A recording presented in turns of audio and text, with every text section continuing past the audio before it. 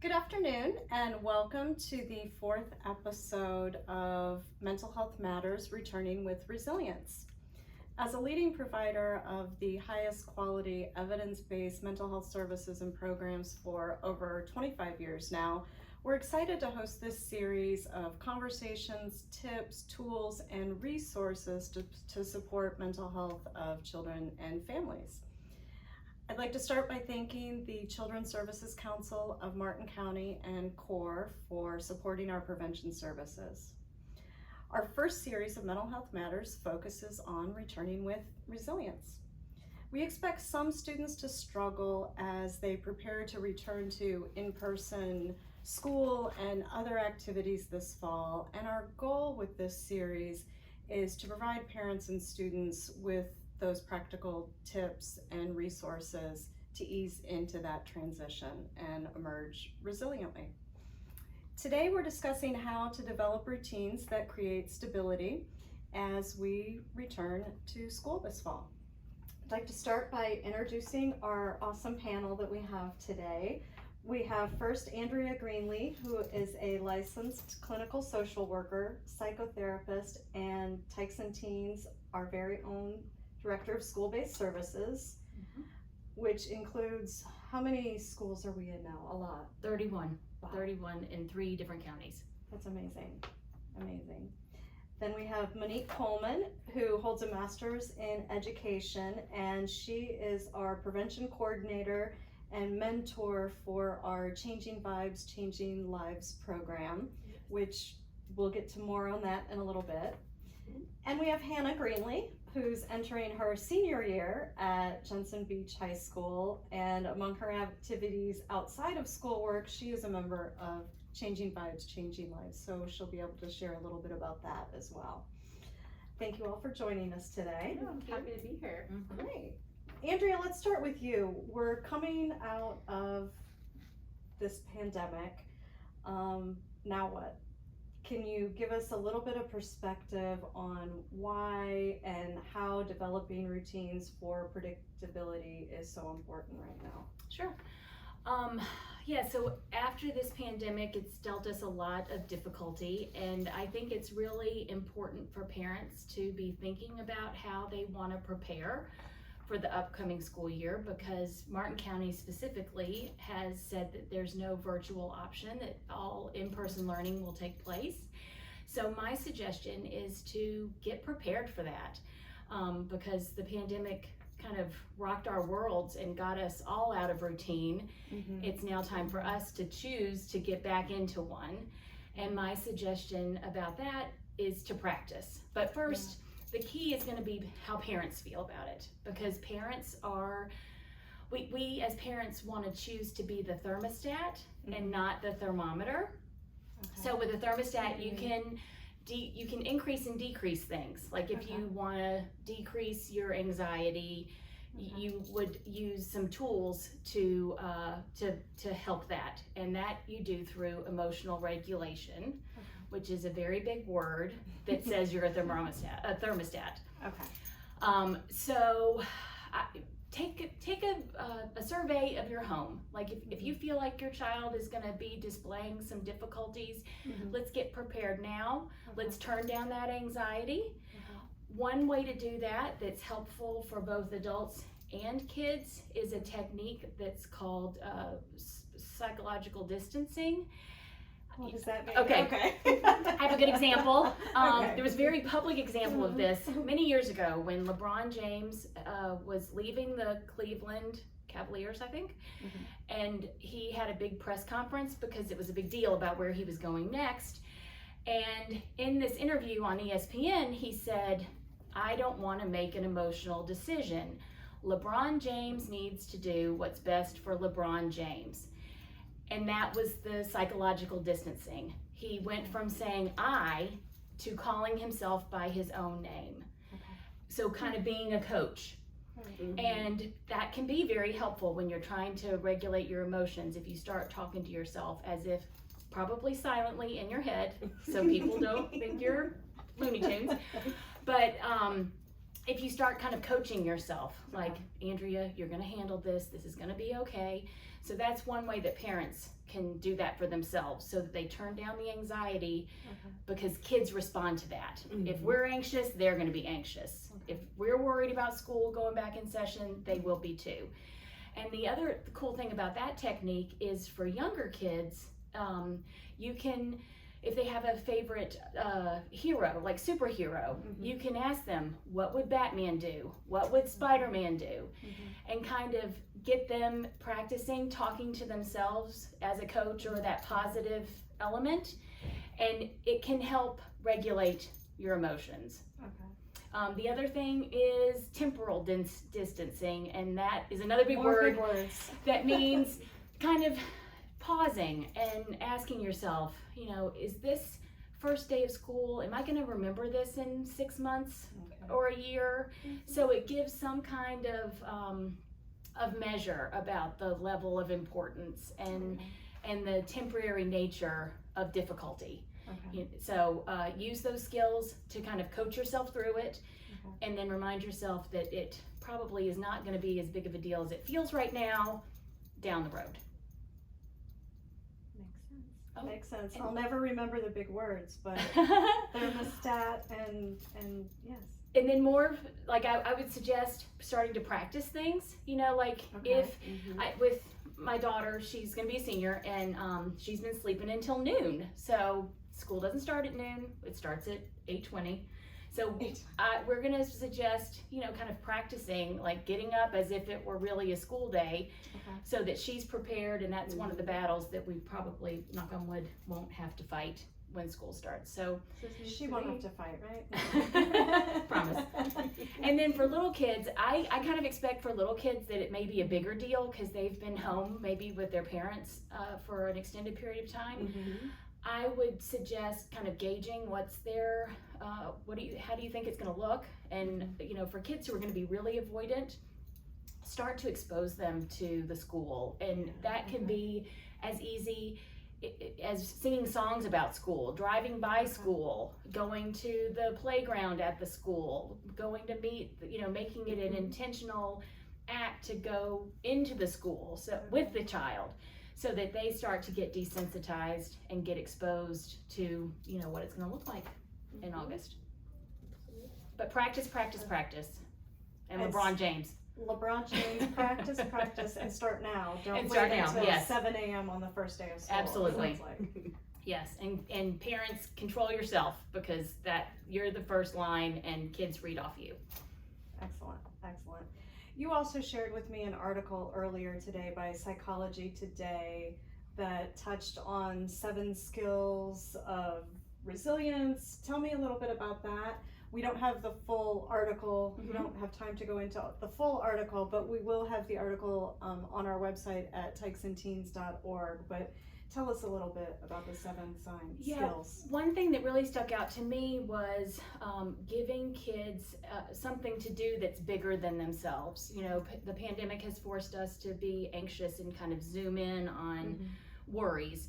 But if you give kids a bigger activity or an opportunity to contribute in their community, that is one of the resiliency skills, because they start to see that I'm a part of this, I'm an important part of a bigger picture.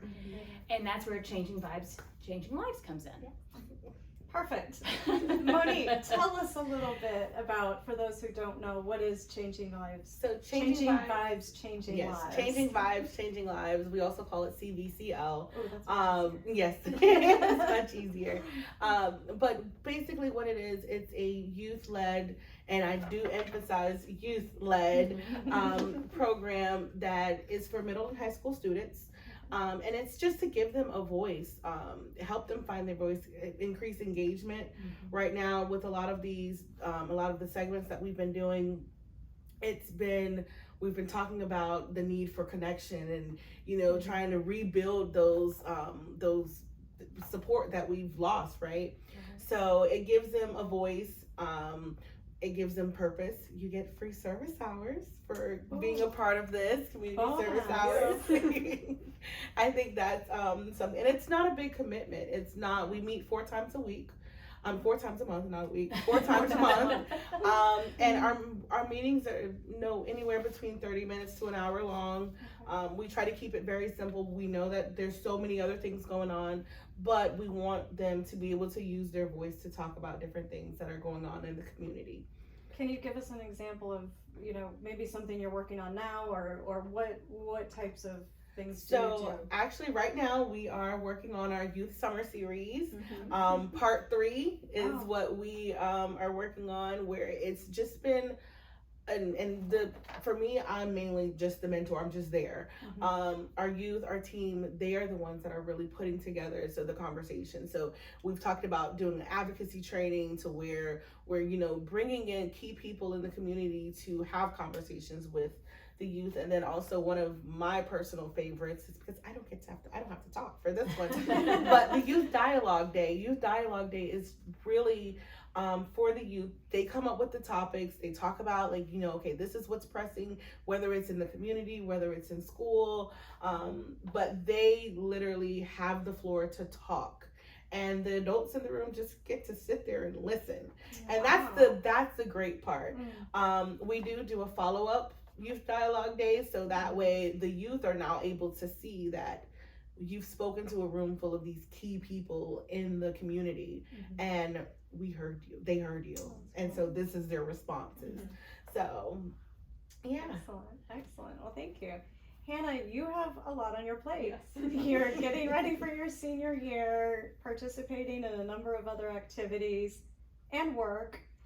How are you adjusting? How are you preparing to adjust to going back to in-person school and activities this fall? It's gonna sound a little weird and a little cliche, but I'm gonna have to say resting. And resting is a very all-encompassing word. It's been really great to unwind after a very stressful school year, and I'm very used to having no time to myself. So at first it was hard to even transition into summer. So that was already a transition in and of itself. But this time is really important, not just for me, but for everybody who's a student, everybody who has a summer break, everyone who works, everyone needs to have this period of rest. We've had a very hard year as a student body, and our experiences have, I would say, made us a lot stronger and more diligent. And no matter how well you believe you performed or how well you've been deemed to perform by an arbitrary system of numbers and letters, my advice to you is just to rest. And resting looks different for everybody. Like for me, I enjoy working, and I work as a bagger and a produce stalker at Publix. That's kind of restful for me because it's a meditative process of maybe putting things away, sorting things by shapes and colors, and very, very simple task that keeps me, my brain stimulated, but also kind of resting a little bit. It creates order. I guess you could, yeah. Routine. Yes. So that's rest. Watching TV all day is also rest. Sleeping until 1 p.m. is also rest. I need to make the most of my time in order to perform my best in the coming school year. That being said, I am still going to bed at 1 in the morning. But, until tomorrow, because when you're going to start our schedule practicing 2 weeks ahead of time. Yeah, apparently. But not all of my summer has been restful. I have still been academically stimulated because I'm studying for my SATs in August, which isn't very fun, but I think it's good for me. It's a workout for my mind, and I think ultimately that will aid my transition into the new school year by keeping my brain sharp. I'm going to be taking calculus, so I'm going to be needing that. So yeah, I would just say rest. I'm resting in whatever way makes sense to me on a day-by-day basis. It'll be different for everyone, but good, rest. Yeah. So you're a youth leader with Changing Vibes, Changing Lives. Yes, ma'am. Tell us why do you think it's important to be involved in CVCL or another activity that is of interest to a student? Gotcha. For me, I do theater, I do circus arts, I write, and among other things, I do CVCL. That's probably the most important thing that I do, because it helped me be connected to the community. When quarantine first started, I was actually doing a show and it got canceled, and I was really bummed out because I missed sharing art with the community and being involved in the community and the local scene of sorts. And that was probably hardest for me during the initial quarantine period, being disconnected from my community and my friends. And CVCL has kind of afforded me the opportunity to not just only make new friends, but also to actively help this community that is struggling. And I think there is something to be said also for the power of distractions, because time I could have spent in the mires of grief for a lost high school experience was now spent doing something arguably a lot more important. Having something to focus on and a goal to strive for and a reason to get out of my head, even for like 30 minutes a week, was extremely valuable, and I'm so grateful for CVCL's wonderful adult sponsors for making that happen. Even in this period of limbo we currently exist in, where few things really seem totally certain, I know for a fact that my passion for community outreach will help me not only in my next year of high school, but for the rest of my life, and I hope that everyone else has something like that that can help them power through this arguably very tough year that we're going to have. Wow, that's great. So yes, it sounds like one of the key takeaways is get involved in something that's of interest. Definitely. If it's changing vibes, changing lives, we will have information on that on our website at Tykes&Teens.org if you're interested in learning more about it. Yes. Thank you all for sharing your insights with us today. Do you have any closing comments you want to give? Just be the thermostat, not the thermometer for parents. And get involved. Yes, that Get too. involved. Get involved. Yes. All good advice. Thank you. And thank you again to Children's Services Council of Martin County and CORE for making this program possible. And thank you all for joining us today. For those of you who are not on Facebook, I have been asked several times now, if you're not on Facebook, we will have the episodes on our website at Tykes&Teens.org, so you will still be able to watch those and pass those along to your friends and family. Our next Mental Health Matters episode is on Wednesday, August 11th at 1 p.m., where we'll be discussing additional practical steps for students to take from an educator's perspective. We'll have a teacher from Jensen Beach High School, and he'll be talking about how students can overcome the stress and anxiety of returning to in-person school and activities. So thank you all for joining us today, and thank you all for sharing your great advice. Yeah, it was my pleasure. Yes.